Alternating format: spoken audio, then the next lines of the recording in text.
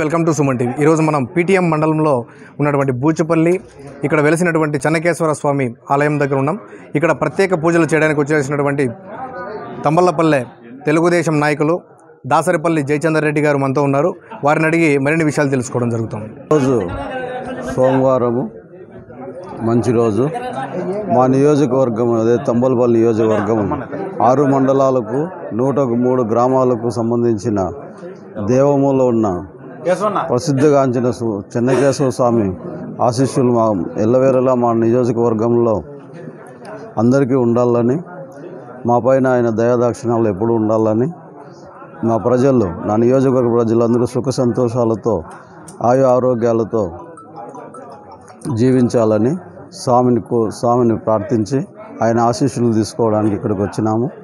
ఈరోజు నుంచి మా పార్టీకి సంబంధించిన తెలుగుదేశం పార్టీకి సంబంధించిన కార్యక్రమాల్లో పాల్గొంటాను। మా చంద్రబాబు నాయుడు గారిని మళ్ళీ ఈ రాష్ట్రానికి ముఖ్యమంత్రి అయ్యి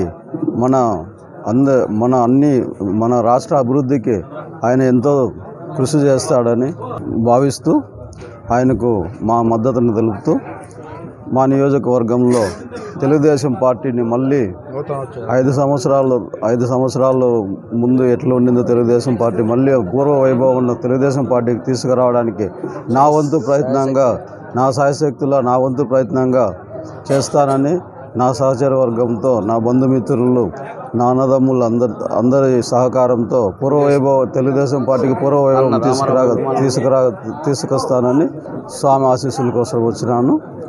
ఇక్కడికి వచ్చిన ప్రతి ఒక్కరికి ధన్యవాదాలు। రాష్ట్ర ప్రజల శ్రేయస్సు దృష్ట్యా జనసేన టీడీపీ కలవడం జరిగింది। ఇది చాలా శుభపరిణామం చెప్పుకోవాలి మన రాష్ట్రానికి। ఎందుకంటే పవన్ కళ్యాణ్ గారు కూడా ఎన్నో సేవా కార్యక్రమాల్లో పాల్గొని చాలా సేవా కార్యక్రమాలు చేసినారు। ఆయన మన చంద్రబాబు నాయుడు గారితో కలవడము చాలా మంచి పరిణామము। ఖచ్చితంగా సంకీర్ణంగా జనసేన తెలుగుదేశం సంకీర్ణ ప్రభుత్వము మంచి ఫలితాలు ఇస్తుందని ఆశిస్తున్నాను। తంబల్లపల్లి నియోజకవర్గం పీటీఎం మండలం బూచుపల్లి గ్రామ ప్రజలకు